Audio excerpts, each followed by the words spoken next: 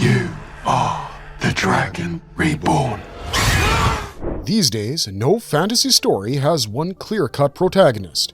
All of them have ensemble casts of characters that rival the recent Avengers Doomsday cast announcement, but when you pull off doing a main character justice, there's just nothing like it. And we think we're with most Wheel of Time fans when we say Rand al Thor's journey is about as close to perfection as Robert Jordan got. The guy goes through peaks and valleys in his 14-novel adventure like no other person in his universe, and he still manages to come out the other side with his sanity intact, something that is not a given at the moment. Talking about each and everything that he does in the novels is sort of impossible given the sheer number of things that happen, so in this video, we'll be going over every major factor related to the entire life of Rand al Thor, from his birth and ancestry to his death and rebirth. If you can't already tell, we recommend you put on your spoiler hats because there's no way you're getting through this one without ruining Wheel of Time for yourself. Before we get into our explanation, we have a very small request. If you like our content, please support us by subscribing to the channel. It's a small click for you, but for us, it means a lot. With that out of the way, let's get straight to it.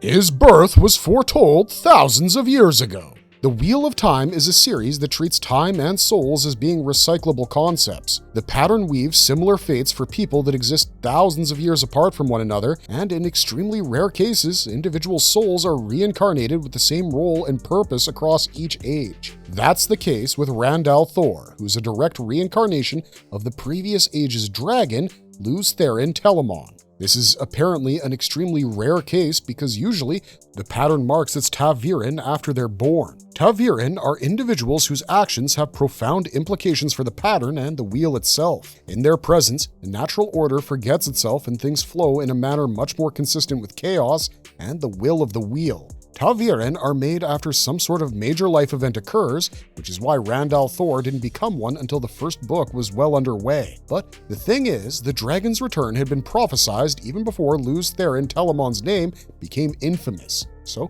in a way, Rand was a ta'virin long before his birth. The dragon is the champion of light, the man handpicked by the creator to represent the forces of collective goodness at the end of each age. We have no idea who the dragon of the first age was, considering it ended in nuclear Armageddon, but it was likely the man who pushed the first red button of that age. In the Age of Legends, Lews Therin Telamon was given the name Dragon by the people of Earth for his significant victories against the forces of Shadow, and it was because of his integral role in the breaking of the world that he became such an important individual. Lews Therin took 100 male channelers and 10,000 soldiers to Shayal Ghul to seal the Dark One's prison, but he only did a partial job. The Dark One, in exchange, tainted Saidin and turned every living male channeler insane. Lews Therin was remembered as the savior of humanity for a moment before he returned as an insane individual who killed his family and friends. The dragon's name became infamous thereafter because Lews unleashed his remaining companions from the War of Power upon the world, and then proceeded to literally break it over the next 3 centuries. Earth's landmasses were reformed, the Aes Sedai went from being the world government to a shadow organization, and new kingdoms and polities emerged in a fractured world and age. However, as the remnants of the Second Age spread across this new world, they took with them stories about Lews Therin's greatness and the dark deeds he accomplished, and spun them into prophecies that foretell his grim rebirth. Many of these prophecies were foretellings that the Aes Sedai channelers of the age had, and because most male channelers went crazy, most of these sources were women. The chief source, of course, is the Aes Sedai themselves. As an organization that was fighting on the front lines of the War of Power, both before and after Lews Therin went insane, they had the resources and the means to prepare the world for a path that prevents the mistakes they made. In the Ruidion flashback where Rand sees his ancestor Jonai in Season 3, Episode 4, you can spot Kalendor, Lews Therin's banner, and a bunch of other magical artifacts that are supposed to be locked up in the main timeline.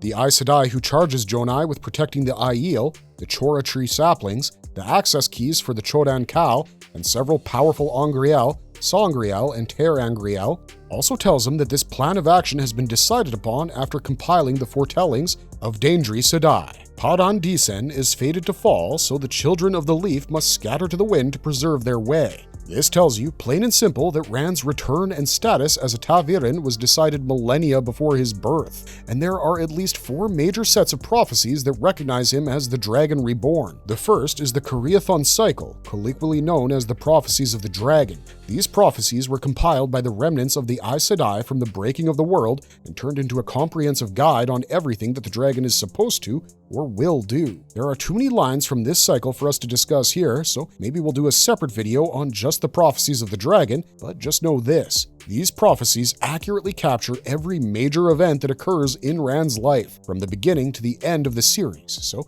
everything he does, every moment of conflict he has where he pushes through and makes a decision on his own, it was all known to the Aes Sedai and various other channeler groups like the Black Aja and the Forsaken. The Dark One's followers have their own set of prophecies about Rand, but once more, we'll discuss those in a separate video if there's enough interest in the topic. Getting back to the Kariathon cycle, the knowledge that the Dragon Reborn will either make or break the world and will surely destroy every single bond that ties it together was considered too great of a public risk to allow it to proliferate. There are several regions in the world that are completely unaware of what the dragon is and that the world is supposed to end by his hand many times over, but there are others that know him by different names and attribute different qualities to him. The Sea Folk, a tribe of Aes Sedai that were presumed lost at sea and turned into a seafaring culture, have the Jendai cycle, which speaks of the Koramur, the one who will bring them glory and all the seas of the world. The Shan-Chan Empire was created by a son of Artur Hawkwing, and Artur was known to be a patron of the Aes Sedai, then a pursuer when Ishamael invaded his court.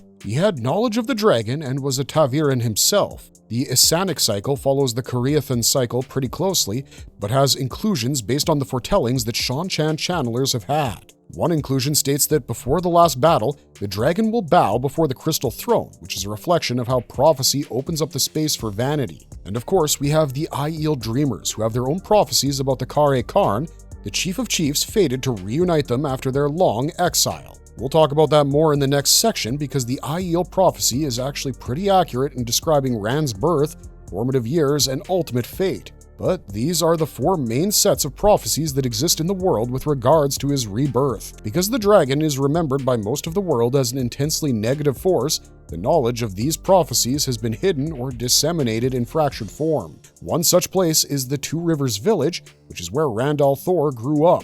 Two Rivers itself has an interesting history which we hope to dive into during a separate video one day, but for now, let's just move on to the foreshadowing of Rand's birth from thousands of years ago to the actual birth itself. Khan will take you back and destroy you. What do you want?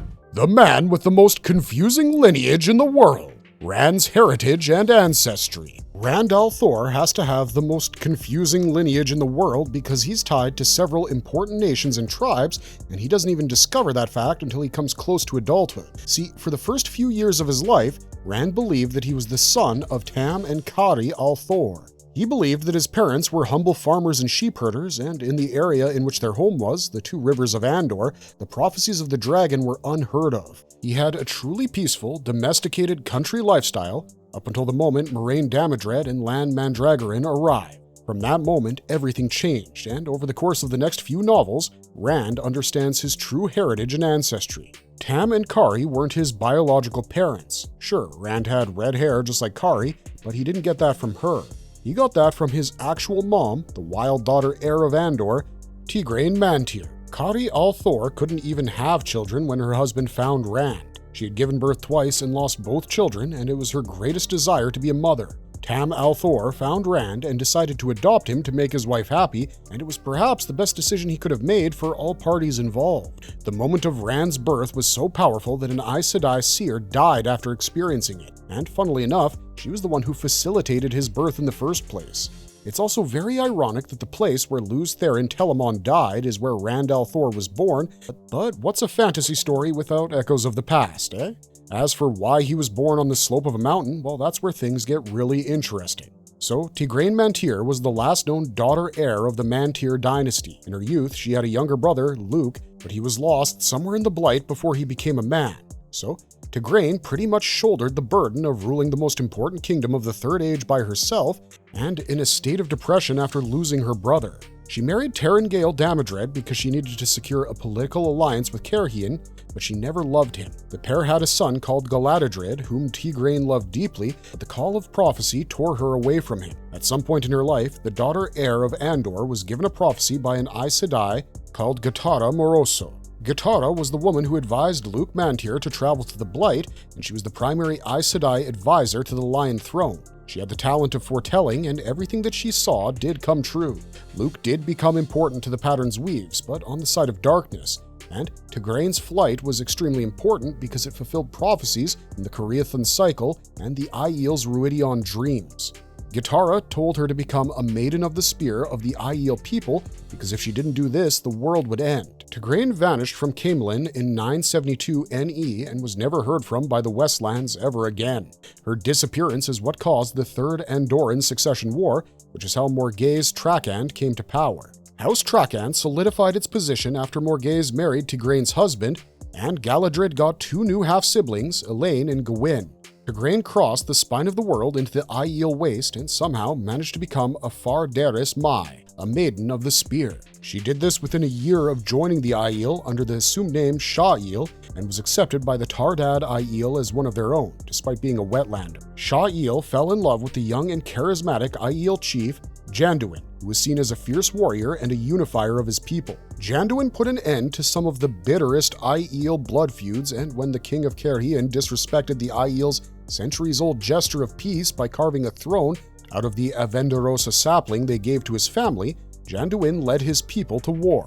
By this time, Sha'il had become pregnant with his baby, and it was custom for a spear maiden to lay down their arms during the gestation period. But Sha'il refused because she loved the spear. She didn't marry Janduin because that would mean her status as a maiden would no longer exist. Maidens can take any man or woman they want, but their only wedded partners are their spears. Janduin, being hopelessly in love with her, allowed her to fight in the war that followed, and the entire world came to know and fear the Aiel as a people more than desert-dwelling barbarians. The Aiel cut a bloody path across the Westlands, forcing all of its major kingdoms to join a coalition. They finally found Leman Damodred near Tar-Valon and claimed his head in the Battle of the Shining Walls. As soon as that was accomplished, the Aiel retreated, and when the Westlanders learned that they were only fighting this war to kill one man, they hid their shame behind stories of a retreat. Sha'il was injured during the fight, and she ended up giving birth on the slopes of Dragonmount. As soon as her second son came into the world, the White Tower of the Aes Sedai was rocked to its core.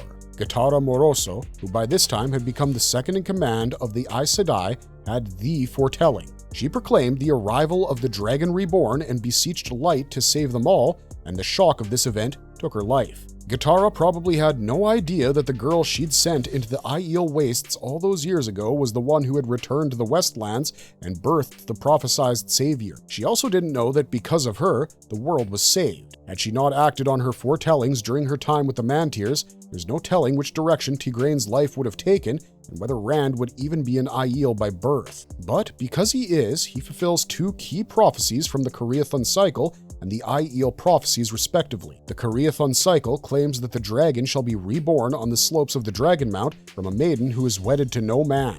The Aiel prophecies say that their Kare Karn shall be born of a Fardaris Mai. He will be blood of our blood mixed with the old blood raised by an ancient blood not ours. Rand was the biological son of Janduin, an Aiel clan chief, and Tigraine Mantyr, the last daughter heir of Andor's Mantyr dynasty, which traces its lineage back to the Age of Legends. He was found on the Dragonmount by Tam al Thor, who was the second captain of the Illinar Companions at the time. Tam was an exceptional archer and swordsman who rose to become a blade master. He distinguished himself by being one of the fiercest Westland leaders during the Aiel War, and when he came across Sha'il's body, it was long dead and cold. The baby she brought into the world was not, and knowing Kari always wanted a child, Tam decided to take it with him when he returned from the campaign. He and his wife named the child Rand al Thor, and they retired in the quiet westwoods of the Two Rivers region. The reason Tam is important here is because he's a native of the ancient kingdom of Manetheren, which rose in the aftermath of the Second Age's breaking. Manetheren conquered so much of modern Andor back in the day and ruled over it with an iron fist and their Red Hawk banner. So, Rand is a child that is tied to several political seats of power and conflicts from the very beginning. He's a prince of Andor and the adopted child of one of Manetheren's greatest distant descendants. He's the son of the most legendary Aiel clan chief in recent memory, and oh, did we mention that he's the Dragon Reborn? Tam's adoption of Rand fulfills the Aiel prophecy of the Kare Karn being blood of their blood, but mixed with an old blood and being raised by an ancient blood that's not theirs. Sure, Tigraine Mantir technically wasn't a maiden, but she was married to the Damodred Scion and even had a son with him before she decided to quote-unquote go native. But when an Aiel becomes a spear maiden, one of her 2 vows is to take no husband besides her spear. If she does, then she must give up her arms and warrior lifestyle, because Aiel maidens are called maidens for being single, not because they're Vestal virgin figures. This makes the maiden wedded to no man phrase make a lot more sense, because technically, Tigraine Mantir died when she became the Fardaris Mai called Shail. We'll do our best to highlight every other major instance of prophecy being fulfilled throughout Rand's story. Having established his background and insanely complicated family heritage, it's finally time to move on to the man himself. The formative years of the Dragon Reborn and the beginning of his journey. The early life of Rand al Thor was rather peaceful compared to where it is now. He grew up near the village of Iman's Field on his father's farm and became an expert in agriculture and animal husbandry. You know how many Ice and Fire fans joke that the Valyrians were sheep herders that found dragons and went crazy? Well, Rand is an actual sheep herder and a damn good one at that. He's skilled with horses, sheep, and all kinds of domestic and farm animals, and he also has a natural talent for archery. The 2 rivers, as we mentioned earlier, used to be a part of the ancient kingdom of Manetheren. Manetheren was famed for its archers, and the archery skill of 2 Rivers natives is a remnant of that age. Rand was taught how to shoot a longbow with precision and composure by his dad, who imparted unto him the technique of the flame and the void. It's an advanced concentration technique used by blade masters like Tam to enter a state where they can perfect the use of a weapon by drowning out all physical sensations that get in the way. Pain and being assaulted by the full vocal spectrum of a battle.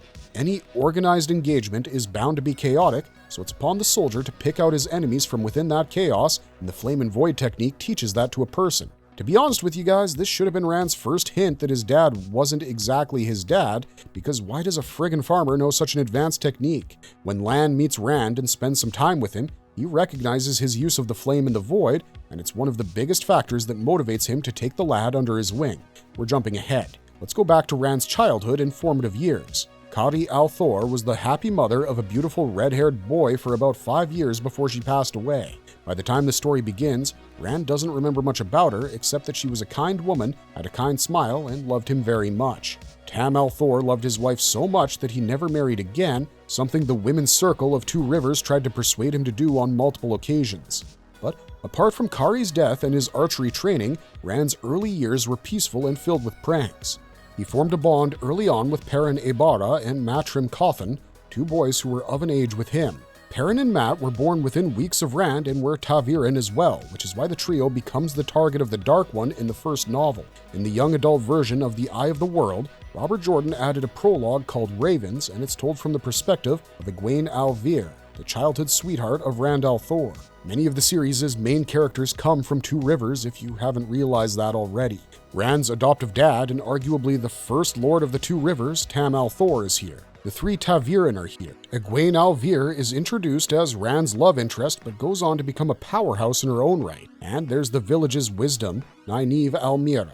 Both of these women turn out to be channelers, but where Egwene embraces her powers, Nynaeve rejects them, and this forms the foundation of their character arcs. In the Raven's prologue, Egwene is out fetching water from the wine spring water for the first time, and she notices a raven looking at the men. She recalls a saying that ravens are the eyes of the Dark One, but she wonders what business the Dark One would have in the 2 Rivers, where nothing ever happens. She goes about her day meeting other characters that we've just mentioned with the goal of finding Perrin Ebara. She locates him with his best friends, Matt and Rand, the latter of whom has been pegged to be Egwene's husband. The boys are shooting the breeze and discussing their dreams, with Rand declaring that he'd like to be king, and Matt musing that he'd just like to run off somewhere far away and do nothing, rescuing an Aes Sedai or 2 along the way.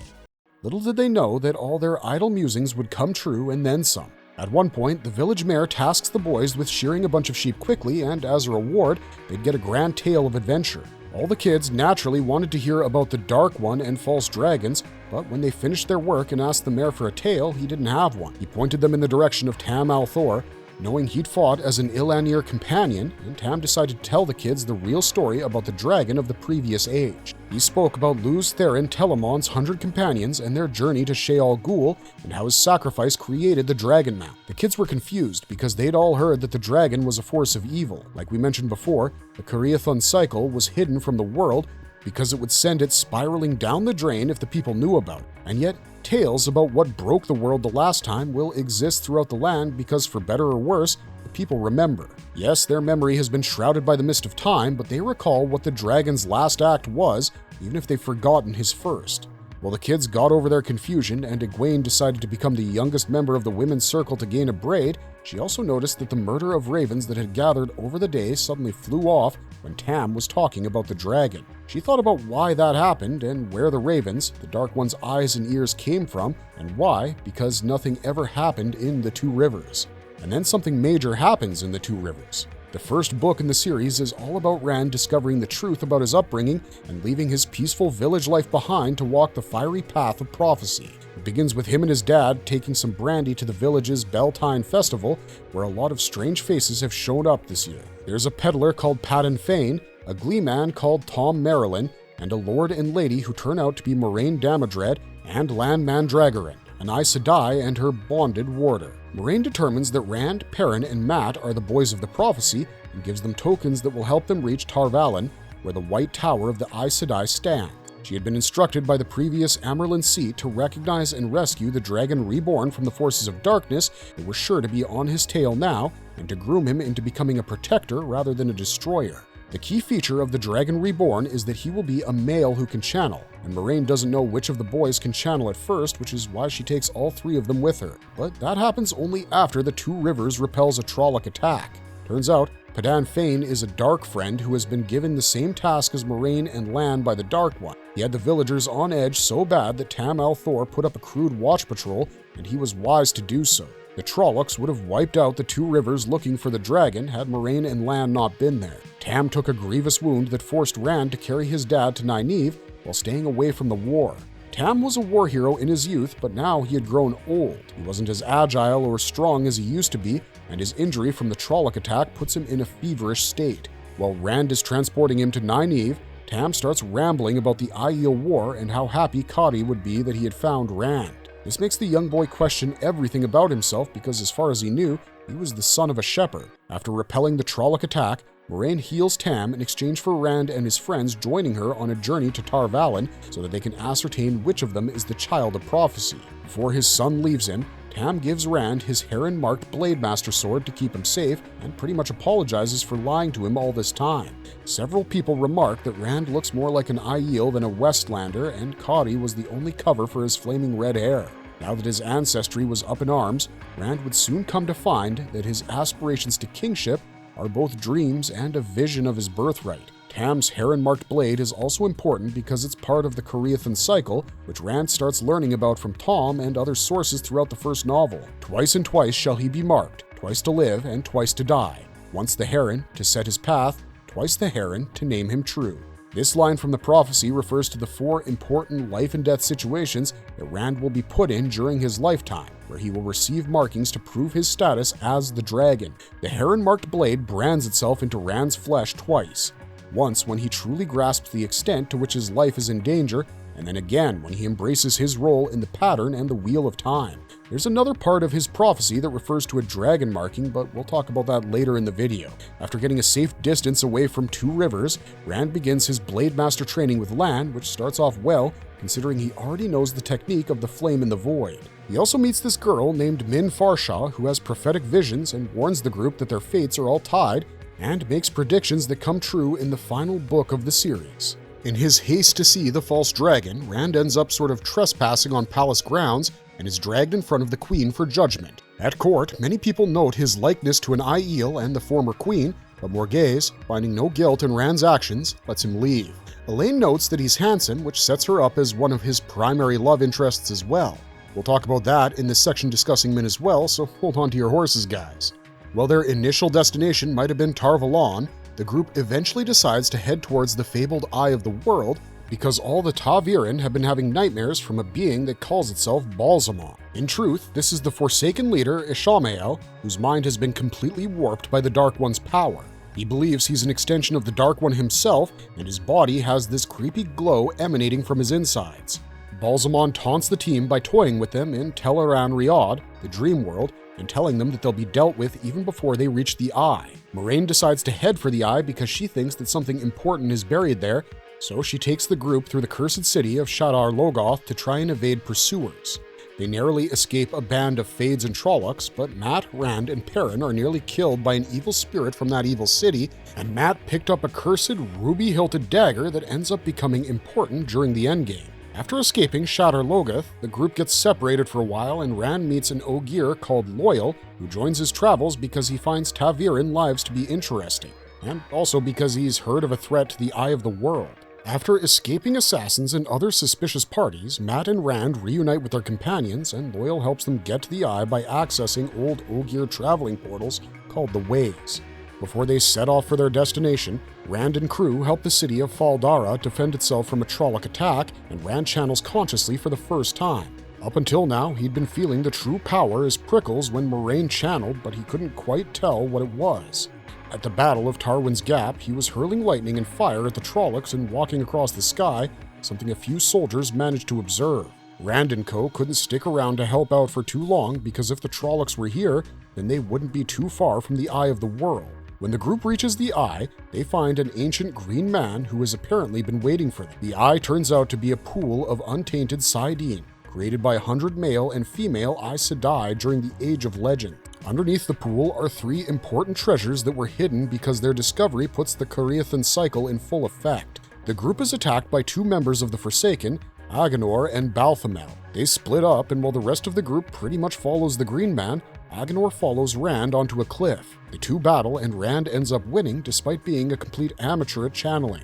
His victory isn't savored for too long because he was attacked by Balsamon in the Dream World. Ishamael had been tracking Rand across the first book, hoping to capture and convert him, which suggests that maybe he was the one who sent all those ravens in the Ravens prologue. Their encounter doesn't last long, but it lasts long enough for Rand to instinctively channel and drive the Dark One's Nameless out of his head. He thinks of himself as using a sword of fire to burn Balsamon back to hell, but little does he know that it's all in his head. After defeating Ishamael, Rand returns to the group and finds the Green Man has turned into an oak tree after his death. He tells Moraine he killed the Dark One, though she knows better. She shows him the artifacts that were lying underneath the Eye, a broken seal of the Dark One's prison, the legendary Horn of Valir, which, when blown, summons an army of heroes from across the ages, and the dragon banner of Luz Therin Telamon. Moraine also reveals to Rand in private that she knows he can channel, and he tells her that he would rather cut off his hand than channel again.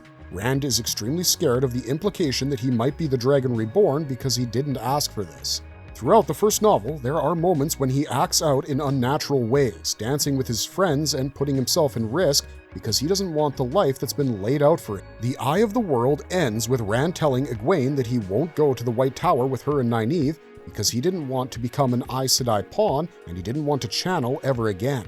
But in the distance, Moraine Sedai smiled a secret smile because this confirmed to her that he was the dragon. From that point onward, her job converted from locating Rand to training him to embrace his identity and purpose, which was a much harder ordeal than she might have expected because, turns out, it's extremely difficult to make a teenager listen even when the world itself is at stake. Rand might have rejected being the dragon, but prophecy is a clingy thing. It has ways of finding you even when you don't want it to, and Rand realizes that over the course of the next few novels.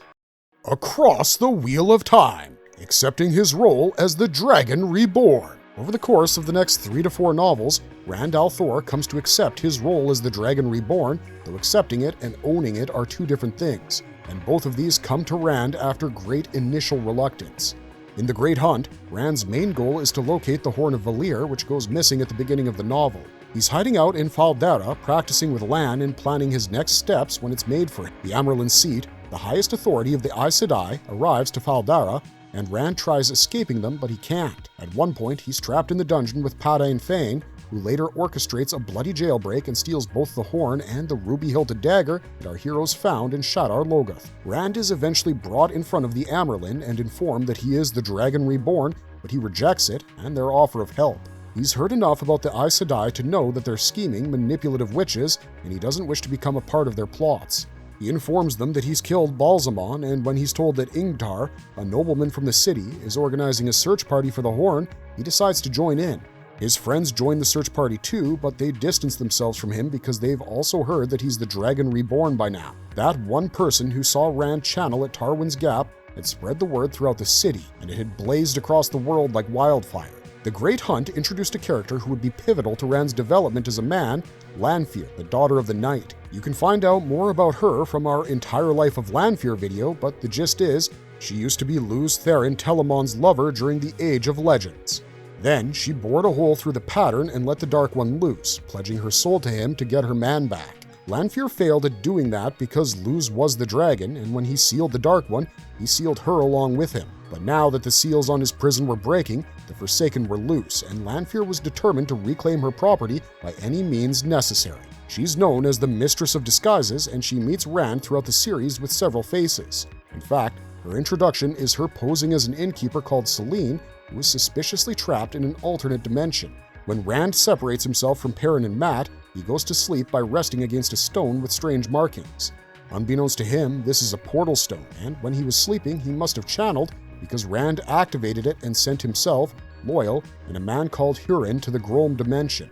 There, they came across Selene, who seemed to know a bit too much about the old world. She knew that they were trapped in an alternate dimension similar to the Ogier's ways. In fact, she even knows their Age of Legends names and claims to have no ties to the Aes Sedai, despite clearly being well-versed in channeling. When she finds out that Rand and his group are searching for the Horn of Valir, she starts urging Rand to be the one to blow it because she can sense he has great power within him. Lanfear didn't need prickling skin to sense that Rand could channel. She's one of the most powerful Forsaken in existence, and she set up this whole scenario just so she could get close to him and start planting the idea of taking power and using it in his mind.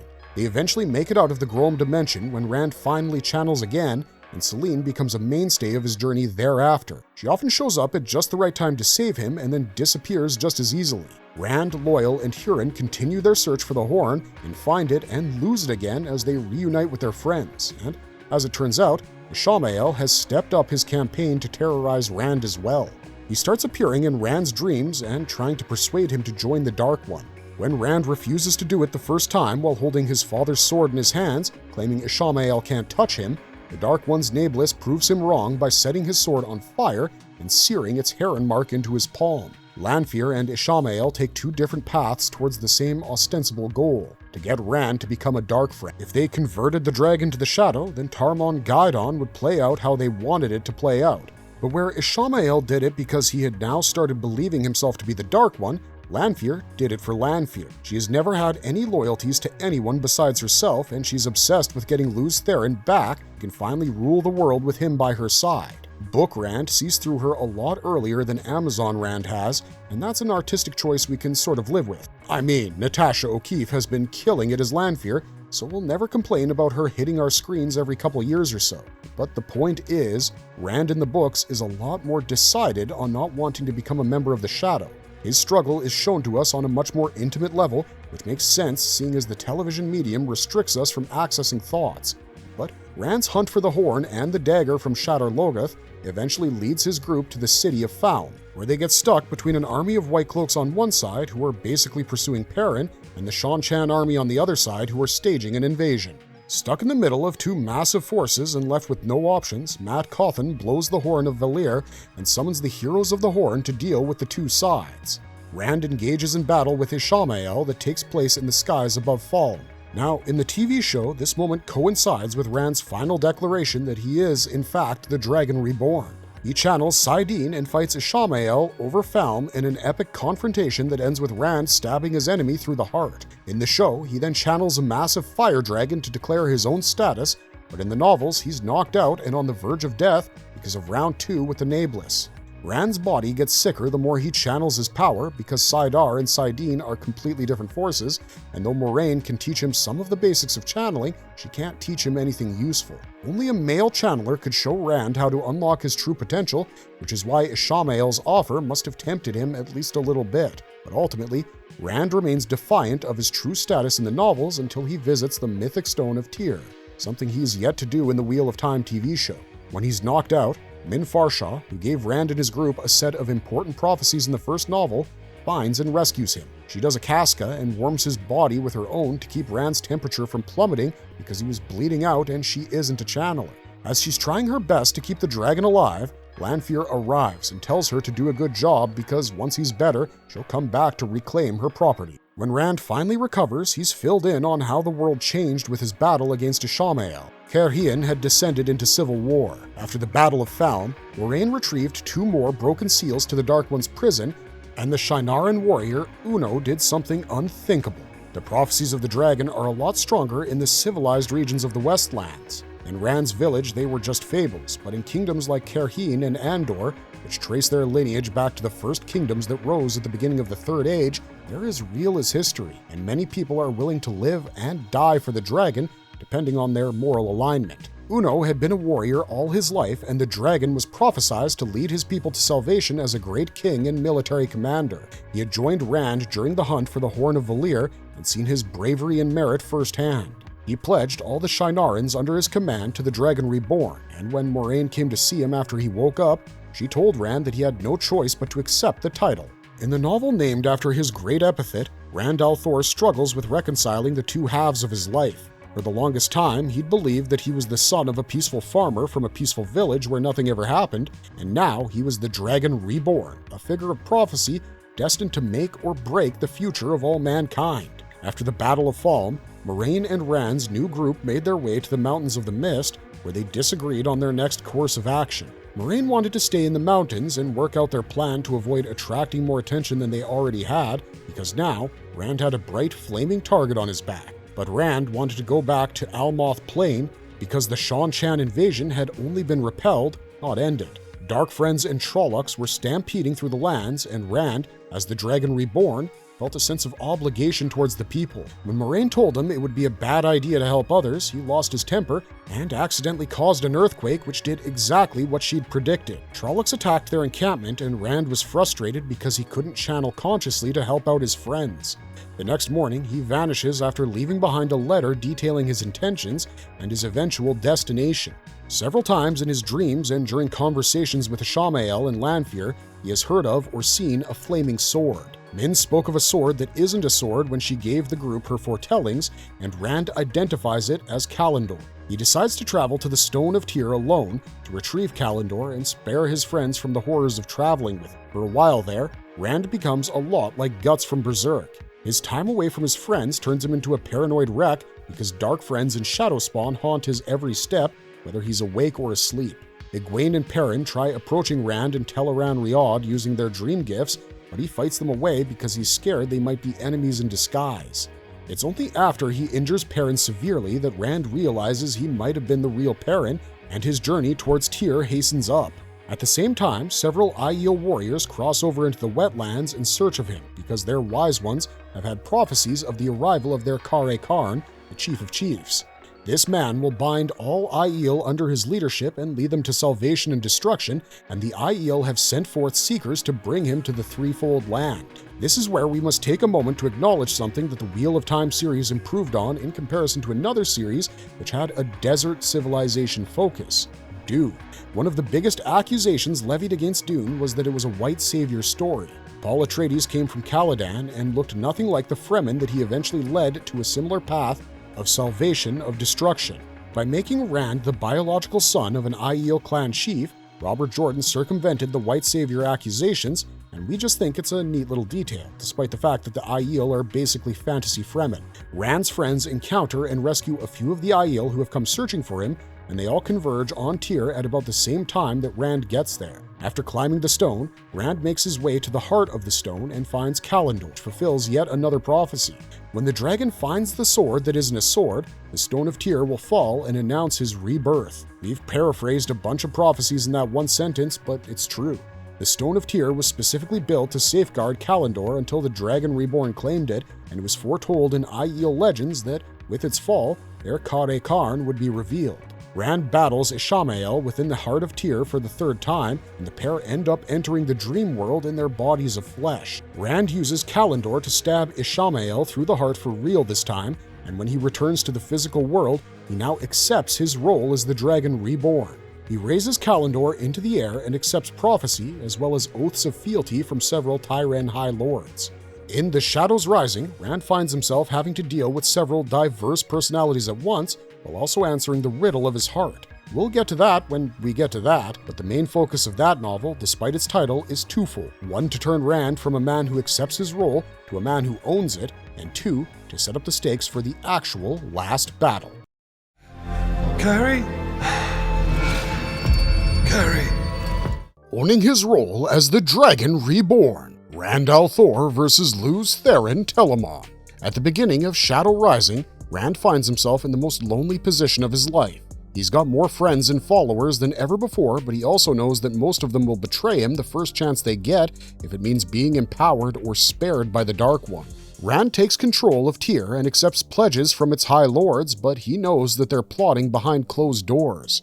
His paranoia is justified when a woman tries seducing him against his will. He's attacked by bubbles of evil that he barely fends off with Kalendor. Rand becomes obsessed with the prophecies of the dragon because he thinks they hold the answer to how he can survive the last battle without going insane. Moraine is utterly displeased with him because he's staying put at a time when he should be moving, but Rand has isolated himself from her. He tells her that from this point forward, every decision he makes will be his own. He declares, "I will not be a puppet on Moraine's strings." This marks a major shift for his character. Rand is no longer a shepherd reacting to events unfolding around him. He's beginning to seize control of his own narrative, even if it means alienating those who care for him. The threat of the Forsaken also looms large, and being the Dragon Reborn, Rand feels responsible. Lanfear, operating under the alias Selene, reveals herself fully to him and warns Rand that the other Forsaken, Ravin, Samael, and Moghedien, are watching him. They fear you, she tells him, even as they seek to control you. Of course, Lanfear doesn't tell him that she gathered them in an alliance to coax Rand over to the dark side through seduction, but even so, Rand doesn't give in to her advances. Faced with invisible enemies, dangerous allies, and a people who see him more as a weapon than a man, Rand comes to a fateful decision. He must go to Ruidion, the ancient city of the Aiel, to uncover the truths of his past and fulfill the next stage of prophecy. Rand's decision is based on his interpretation of the parts of the Cariathan cycle relating to the Stone of Tyr. The Stone of Tyr will never fall till Kalendor is wielded by the dragon's hand. The Stone of Tyr will never fall till the people of the dragon come. The Aiel are identified as the people of the dragon, and Rand tells his friends and followers that he'll be heading into the Aiel Waste. He plants Kalendor into the stone once again and puts wards around it to keep it safe. He tells the Tyrans that he will come back for his blade once his purpose in the East is fulfilled, and Moraine chastises him for leaving such a powerful artifact behind. But Rand tells her that this will work because the Tyrans fear him. They would not risk the dragon's wrath by trying to steal Kalendor, and in this he's proven right. Besides, it was written in prophecy that Rand would do this and that he would visit Ruidion, but the latter comes from Aiel dreamers. It is said that the Kare Karn would arrive when the Stone of Tyr falls. He'll come from the west, beyond the spine of the world, but be of Aiel blood. He would go to Ruidion and lead them out of the threefold land at last. The Aiel will be changed by his coming and find again what was theirs and was lost. Under his sign, they will conquer. All of this comes true by the end of the Shadow Rising, except for the conquering bit, which Rand begins after he unites the Aiel under him. He is marked as the Kare Karn and Dragon Reborn when his Ruidion dream quest leaves his arms seared with twin dragons, and we can recap those visions over here, but you guys can just watch the 4th episode of Wheel of Time's 3rd season. It actually captures the Ruidion visions quite well. The gist of it is this: Rand al Thor enters that fog-covered dream city and discovers the true history of the Aiel and how they used to be followers of the Way of the Leaf, just like the Tuatha An that they resent so much. He learns how the Aiel deviated from that path of peace and why they were instructed to go to the Waste in the first place. Hidden inside Ruidion were the access keys to the Chodan Kal, extremely powerful artifacts that, if mishandled, could destroy the world. Rand had been grappling with the Saidin taint and the madness it induces for a long time, and finding these keys was his first step towards cleansing the taint. Before he left Tyr, Rand took a trip to the dimension of Aelfin and asked them 3 questions.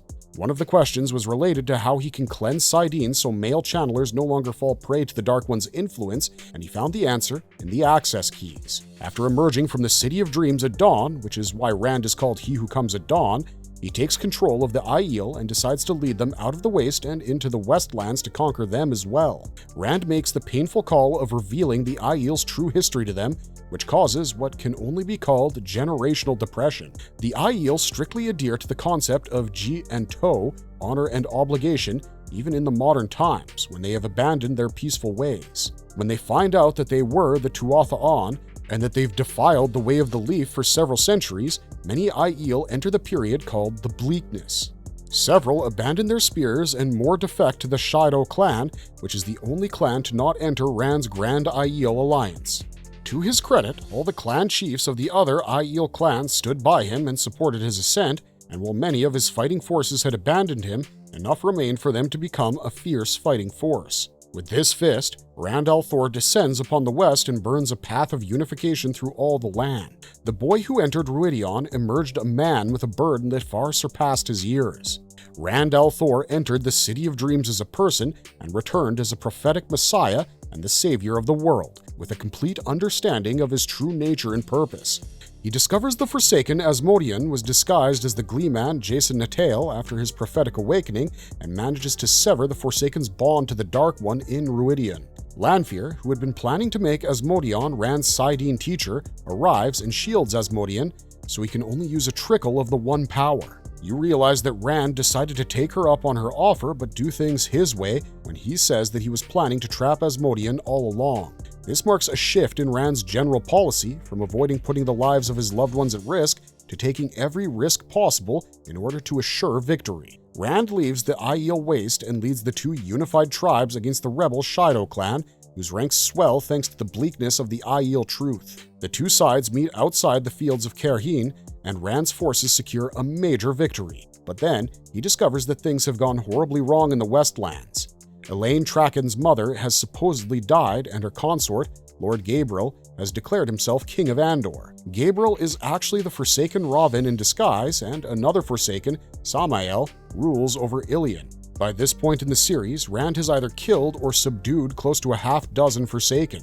He's gotten rid of Agenor, Ishamael, and Balal, whom he fights in the Stone of Tyr before his climactic battle with Balsamon. He defeated Asmodean, severed his link to the Dark One, and turned him into a shielded slave, basically so he can learn how to channel Sidene better. Rand now focuses on defeating Ravin and Samael, whilst trying to figure out how to balance the delicate political alliances that his actions will invariably end up creating. He leaves the Waste as the leader of the Aiel, but when he comes back, the Tyrans and the Shinarans, who had pledged themselves to him earlier, rejoin him, and he adds Kerheen and Camlin to his sphere of influence. Rand closes the Lion Throne of Andor in the name of Elaine Trakand, who he discovers is his half-sister and is well on his way to becoming the new High King of the Westlands. There hasn't been a High King since Arthur Hawkwing died centuries ago, and Rand isn't exactly looking forward to the prospect either, because whether he likes it or not, he's started to go mad. Madness is a consequence of the Dark One's taint that no male channeler can escape, not even the Dragon Reborn. The taint manifests itself like a web of black needles piercing into the channeler's mind, digging deeper with each use of the power and eventually driving them completely insane. In Rand's mind, there are thousands upon thousands of these needles, presumably because the Dark One needs him to go crazy the fastest. But there's also a layer of protective white light that is preventing the needles from doing their job too quickly. With the number of times Rand has channeled by this point in the series, he should have been crazy already, but he isn't, because Nynaeve discovers that this layer of light has been shielding his mind. She speculates that this might be a blessing from the Creator, but she doesn't know what it's like to have another man inside your head. After Ruidion, Rand started hearing the voice of the man whose incarnation he supposedly was a lot clearer than previously, and he took this as a sign of his madness's onset. Lews Therin Telamon, aka the original dragon, had gone crazy almost instantly after being touched by the Dark One. His shattered mind manifests within Rand's as a sort of devil on his shoulder because he keeps urging him to take the worst paths possible. But Lews Therin also has his moments of sanity, and in those moments, the knowledge he presents to Rand becomes invaluable. Because he's a direct reincarnation of Lews Therin's soul, Rand has access to his memories, and he uses it to recognize Forsaken and ancient weaves that ultimately end up contributing to the last battle's preparations. One of the Dragon Reborn's first decrees after taking Kerheen was to grant amnesty to every male channeler in the world. He wanted to create a power that rivaled the Aes Sedai because even his advisor, Moraine, didn't trust them anymore. It just goes to show how far Rand has come as a character when Moiraine approves of one of his plans of action. Upon assuming control of Caerhien, instead of installing himself as king, Rand decided to let them choose the man to place on the Sun Throne and become the man to whom the King of Caerhien answers. He eventually becomes King of Ilion as well and ends up consolidating the Northern Wastelands and the Aiel Waste under his dragon banner over the course of novels 5 through 11. While the Seanchan hold their home continent in the west and the southern half of the Westlands, Rand tries to break them several times, but he has problems much closer to home. To counter the influence of the Aes Sedai, Rand establishes the Black Tower, where he plans on creating the Ashaman, a force of male channelers loyal to him. He appoints a former false dragon called Mazarim Taim as the lead instructor of the Black Tower, and he pretty much ignores all the signs that Taim is a dark friend because Rand is so focused on his next step. The Dragon Reborn dances the line between light and dark several times across the series, and much of it is because he has Lews Therin Telemon's voice in his head, urging him to give in to the madness. At one point, when Rand goes to negotiate with the Seanchan, he discovers that their chief advisor is a Forsaken in disguise because Lews Therin recognizes her. But Semirhage tells him the more he remembers, the less he'll recall his own life. She tells Rand that Lews Therin's voice guiding him meant he was already in the grip of madness. It was only a matter of time before he has his Dragon Mount moment. He ends up breaking off all negotiation attempts with the Seanchan and orders them to treat with him or be destroyed by his hand. This is Rand losing his temper at a key moment in the preparations for Tarmon Gaidon because the Seanchan are the final piece of the puzzle. In order to defeat the Dark One, Rand has to unite the East and the North, the South and the West, with ties that will be sustained beyond the breaking of the world. He knows that he needs a unified humanity in order to deal with the Dark One, but in his mind he's still thinking conquest is the answer. It doesn't help that Mazarim Taim's betrayal is eventually revealed, and several other characters keep betraying him across the series. Rand has been burned and marked, branded and enslaved, bonded against his will, all the while trying to figure out whether his closest advisors are advising him or trying to kill him. Eventually, Rand reaches such a point of paranoia that he isolates himself on the Dragon Mount because he can feel the madness within him boiling over. He has cleansed the taint on Saidin by this point by figuring out the process from one of the answers the Aelfin give him. We'll explain more on that in our analysis of the final moments of Rand's life, because the Aelfin pretty much gave the whole story away. But the point we're trying to make here is that when the taint was cleansed, Rand's madness should have been cured. However, it seemed to have no effect on him and only made things worse. He nearly killed his own father in a fit of rage when he revealed that he'd arrived to speak to his son on the advice of an advisor he suspected. Rand abandoned the world and ran to the mountain his previous self had created. He asks himself what's the point and howls like a dying wolf, channeling more Saidin than he'd used to cleanse the taint, enough to burn the pattern itself so nothing would matter anymore when Lews Therin answers. He tells Rand that we live again so we can have a second chance, and that is his moment of epiphany. Throughout the first 13 novels, Rand's chief struggle had been between prophecy and free will. The more he enriched himself within the role of the Dragon Reborn, the more power he commanded, and the more authority he gained to order people around. Yet, despite being a king, Rand was at the mercy of the pattern and the fate laid out for him by the Cariathan cycle. Creation and destruction. Both are the fate of the dragon. But towards the conclusion of the series, right up until this moment in fact, Rand had started leaning towards destruction. His Black Tower had been created with the best intentions, but had bred some of the worst dark friends in the end. His campaign for peace had turned into a bloody conquest with a stalemate that can have dire consequences. At a time like this, Rand can't afford to have two voices in his head, much less a third, but when he realizes that free will and choices form the basis of all patterns, Lews Therin stops speaking into his mind.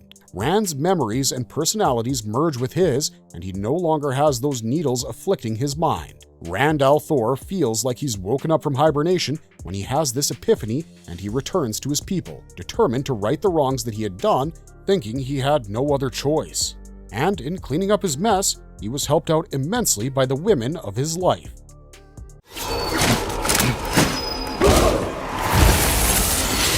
Across the Wheel of Time, the women that define Rand's life. There are 7 women that come to define Rand al Thor's life more than anyone else. 3 of them are teachers, friends, and guides, and 4 of them are love interests. We'll start with the teachers first. Moiraine Sedai was Rand's original mentor and guide in the Wheel of Time. She was the one who found and identified him as the Dragon Reborn, and though she is an Aes Sedai, she did her best to keep him away from her order. Moiraine risked being branded a traitor to protect Rand because she'd come to care for him as a guru. She saw Rand grow from a simple sheepherder to the dragon reborn, the man who would make or break the world, and she could only smile when she sees Rand starting to make risky yet mature decisions. When Moiraine enters the Rings of Ruidion, she sees several alternate futures and timelines where her survival leads to Rand's death. In many of these scenarios, her and Rand end up becoming lovers, so there's always this undercurrent of unresolved emotion between them. But that ends up getting resolved when Moiraine does the only thing she can to ensure Rand reaches Tarmon Gaidon, sacrificing herself. She knows that her fate is to ultimately die at the hands of the Forsaken Lanfear, so she decides to do Rand a favor and take her out as well. At the docks of Caerhien, shortly after Rand has conquered the city, Moiraine thrusts Lanfear through the twisted red door Terangriel that leads to the realm of Eilfin, and the Terangriel breaks.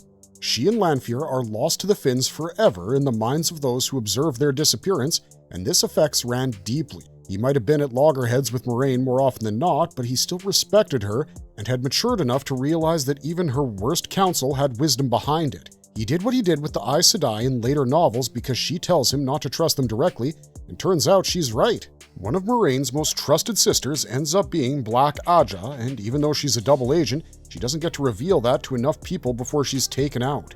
Moiraine also approved of Rand's idea to create a Black Tower because she recognized that the counter to overwhelming force was balance. No one power should be allowed to go unchecked in the world, be it the Dark One or the Aes Sedai. If the good guys want to make a permanent impact on the world, they needed to lead by example, and Moiraine Sedai saw this before anyone else, despite not being a foreteller. Speaking of the circumstances of her demise, let's talk about Lanfear briefly, because unlike the TV series, where her seduction of Rand is a lot more reciprocal, in the books he's always wary of her, and he ultimately never lets her in. Rand rejects Lanfear and starts shielding his mind from her because he knows she's off the chain. Lanfear starts tormenting the dreams of every woman that he's involved with just because she's jealous of her property interacting with anyone else. She attacks Rand in Caerhien because she realizes he has slept with someone else, and it's her intense obsession and possessiveness that end up being her undoing. When she's stuck in the dimension of the Finn, Lanfear dies and she's reincarnated as a new Forsaken called Sindain. Rand sees Sindain in his dreams and in the final book of the series, and he can sense that she's being tortured unconsciously all the time by the Dark One's new Nae-Bliss. This Nae-Bliss, called Moradin, is the reincarnation of Ishamael, and he is only too happy to be the one who punishes the vain and scheming Lanfear's reincarnation. Sindain begs Rand to free her from the torture multiple times, and he rejects her multiple times. But when push comes to shove, he agrees to help her out on one condition. He wants Myron Elenair to bear her mind to his, and he uses his Luz Therin voice in this moment purposefully to make her understand the gravity of what he was asking. Rand was giving Lanfear the opportunity to prove what she'd always professed, that she loved him enough to go against her patron and remake the world in their image. But he knew she wouldn't do it. Luz Therin broke up with Myron because he'd realized that her true love was power, and when Rand laid his mind bare to Sindain, he showed her that he'd never loved her, not as Luz Therin and not as Rand al Thor. He abandons Sindain to her fate and warns her that whatever happened during the last battle, she should make herself scarce, because he, as the dragon, will always hunt down agents of darkness.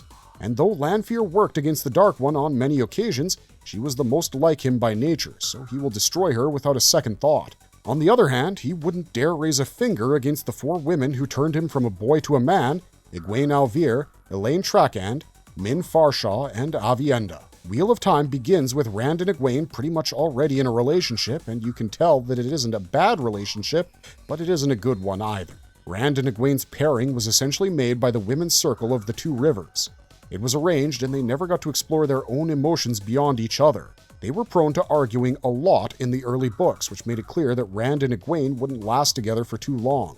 This isn't the case in the TV show, which is why we highlighted Egwene as his 3rd major love interest instead of Min in our Lanfear video. The TV show seems to be taking the route of making all of Rand's relationships emotionally invested and extremely heavy, with him and Egwene headed towards a lover's fallout. He's fallen for Lanfear in the show, and he also still cares for Egwene, who is clearly obsessed with keeping him safe. Egwene and Rand in the novels end their relationship with a courteous conversation within the earshot of his first actual proper love interest, Elaine Trakand. Rand meets Elaine in the first novel when he tries to catch a glimpse of a false dragon who ends up serving under him during the last battle. They're immediately attracted to one another, and when Rand starts talking of positions of authority, like leading the Tyrants or becoming the ruler of Cairhien, Elaine becomes his chief political advisor. They share a deep connection thanks to their mutual understanding of leadership and the burdens that come with it. Elaine is the daughter heir of Andor and an Aes Sedai in training. She knows full well the responsibilities that her mother, Morghase's succession war, has left her with, as well as her Raven-influenced tyranny. Her and Rand affirm their love for one another right after he and Egwene break up, and there's even a funny scene where Moiraine addresses the two girls, thinking Egwene is still with Rand, when in fact he's already dating Elaine. Polyamory is a big part of Wheel of Time because Robert Jordan had two great loves himself, so he takes immense care when writing these love triangles and quadrangles because he knows how delicately these emotions need to be treated. Elaine Trakand is not Rand's political wife. She's his wife who understands politics best and is arguably the best strategist of all the people within his inner circle. Aviendha and Min are different. Aviendha comes into contact with Rand through her search for He Who Comes with the Dawn, and at first, she absolutely hates him. This is because Rand shows no knowledge or compassion for Aiel customs, which is signified by his use of a sword. Even though modern Aiel have forgotten their Way of the Leaf roots, they haven't forgotten their hatred for the sword. They fight with a spear because a spear can be used for many things, but a sword only deals in death. And besides, Rand didn't even know about the basic Aiel concept of ji and to. How could this red-haired foreigner be their destined leader? She also resents him because she's been chosen to become a wise one, which would mean she'd have to give up her spear, and she's a lot like Shael in that she's a warrior through and through. But as Rand proves his wisdom and strength by uniting the Aiel and revealing hard truths to them, she ends up warming up to him. And when he unknowingly starts courting her by giving her a gift, Aviendha tries to break it, but then she gives him a gift that signifies her interest in him. Their first sexual encounter is extremely awkward because she actually runs away and Rand has to track her down. But it's because he sleeps with Aviendha that Lanfear attacks him in Cairhien.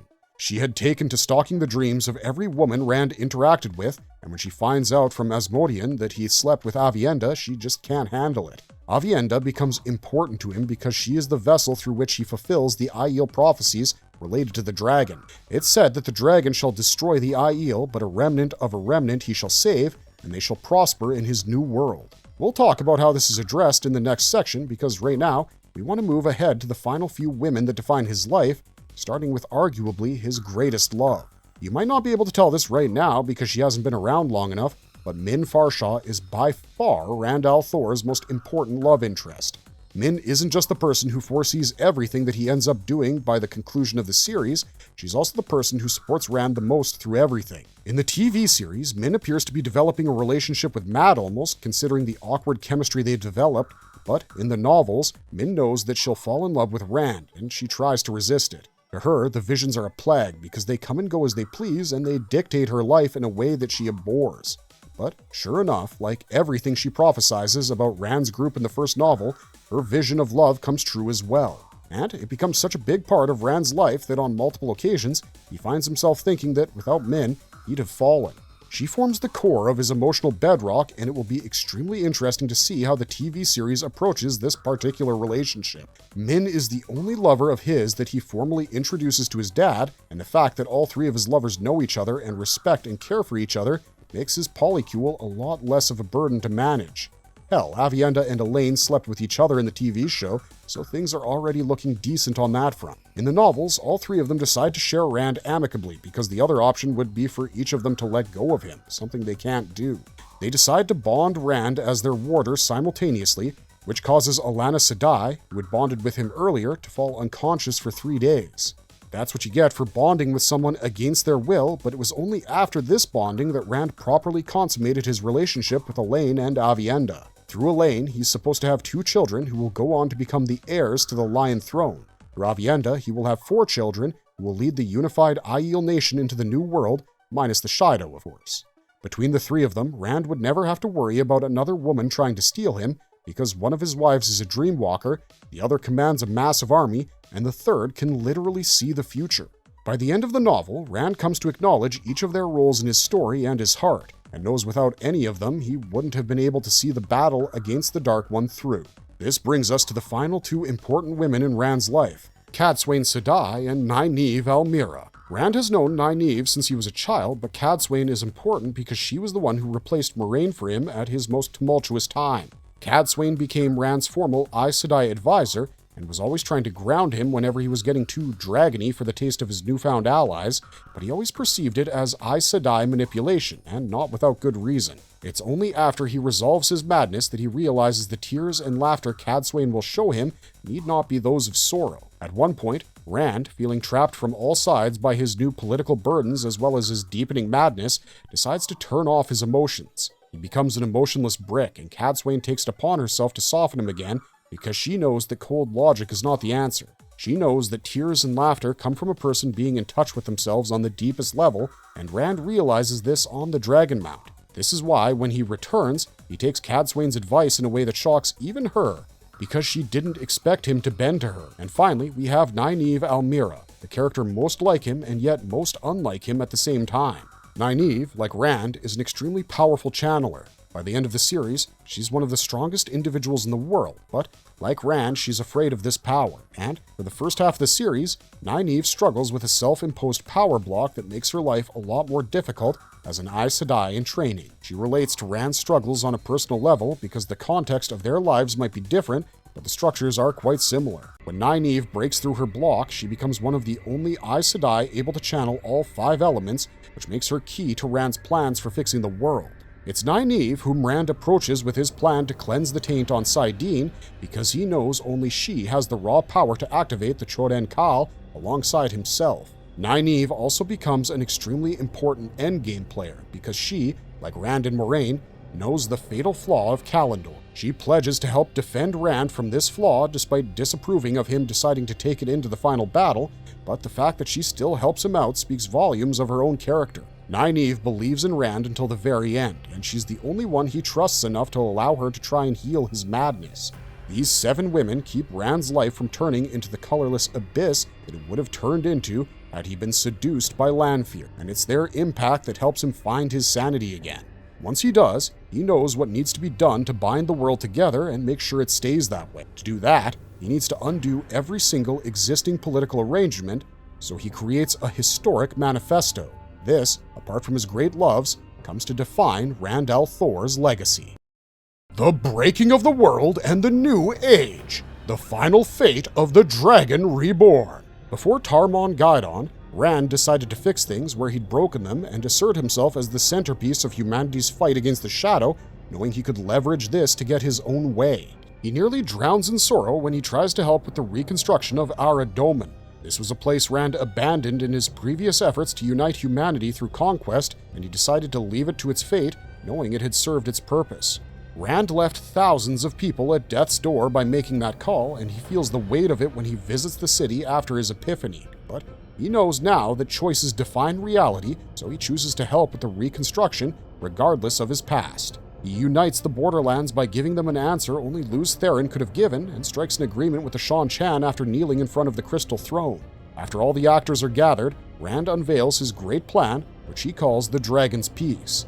He declares that all nations' boundaries shall remain fixed henceforth, locked in a permanent sandbox situation where no nation gets the unilateral authority to expand. He does this because he realizes it's the only way to keep the nations together after the last battle. Oftentimes, it's not what happens at Armageddon, it's what comes after that sends humanity down the spiral. The Third Age was a lot worse than the Second Age because it started off fragmented. The Second Age was a lot better until the bore was drilled because humans were united in their purpose of understanding the higher mysteries of the universe. Rand wants the world to return to that sense of unity, and he knows that no ruler would accept such a treaty, even his own lover Elaine. So, he tells everyone gathered that he'll step away from the last battle if they don't sign it, and promises its enforcement will only be imposed once all parties, including the Shan Chan Empire, have ratified it. Aviendha steps forward and asks Rand to include the Aiel in this pact because she'd seen the consequences of not doing so during her second trip to Ruidion. If the Aiel were left out of the Dragon's Peace, one of her 4 children with Rand would end up instigating a war with the Shan Chan, which would leave the Aiel as devolved scavengers after a few centuries. She recognizes this as the remnant of a remnant that the dragon quote-unquote saves, and is horrified by this possibility. To prevent this, the night before Rand is going to unveil the Dragon's Peace, she sleeps with him and asks him for a boon. He agrees, and the boon she asks for is to include the Aiel in the Dragon's Peace. Rand decides that they shall become his enforcers, as any party that tries to violate the peace will have to deal with the Aiel. This fulfills the prophecy of Ruidion, albeit in a manner no one would have expected. With the revelation of their true history and the dragon's conquest, many Aiel had reverted to the way of the leaf. This relates to the part of the Ruidion prophecies that say he will return what was lost to them and make them whole again. After the last battle, the only Aiel that will be required to take up arms would be the Enforcers, who will be the remnant of a remnant that he saves. These will be the only Aiel who will retain the warrior legacy their people carved for themselves in the Aiel Waste. Thus does Rand al Thor bring salvation to all forms of the Aiel. Once the terms of his peace are agreed upon by all the major world powers, Tarmon Gaidon begins and is fought on 4 major fronts. His wife Elaine becomes the supreme commander of the allied forces, while his other wife Avienda leads the channelers assembled to attack Sheol Ghul. Rand himself leads the vanguard and ventures deep into the heart of darkness, where he is finally confronted by the Dark One's vessel on Earth. By every metric of the tale, Rand should have lost here. He was weaker, he had fewer forces backing him up, he had lesser control over the Dominion of Darkness and Sheol Ghul. He was essentially fighting 2 enemies, not 1. The Dark One's vessel, Shaidar Harren, was separate from Moradin, his new Ne Bliss. Moradin, at some point, established a psychic link between himself and Rand, which became so strong by the final book that they could have full-fledged conversations with one another. Moradin's presence was first detected by Luz Theron's consciousness within Rand's mind, but because they were linked, Rand was able to finally figure out the meaning of the answers the Aelfinn gave him. When Rand entered their dimension, he asked them 3 questions that were rather clever, to be honest, because they were to the point and extremely important. His first question was how he could fulfill the prophecies of the dragon and survive. The Aelfinn told him the west and south must be as one, the north and the east must be as one. 2 cannot be 1, you must stand against the 2 as 1. If you would live, you must die. His second question was about how he could cleanse the taint of Saidin, which he figured out he could do by using Saidin and Saidar in tandem. His last question was how he could defeat the Dark One, and this is the question that Robert Jordan only speaks of in his personal notes. Initially, Rand thinks that the answer to his first question is to conquer everything, but he eventually understands that it's talking about the alliance that leads to the dragon's peace. But that explains only the first sentence. The second sentence, which relates to Rand's survival, wouldn't be understood by himself until he figures out Kalandor's flaw, which gives him the insight he needs to unlock its meaning.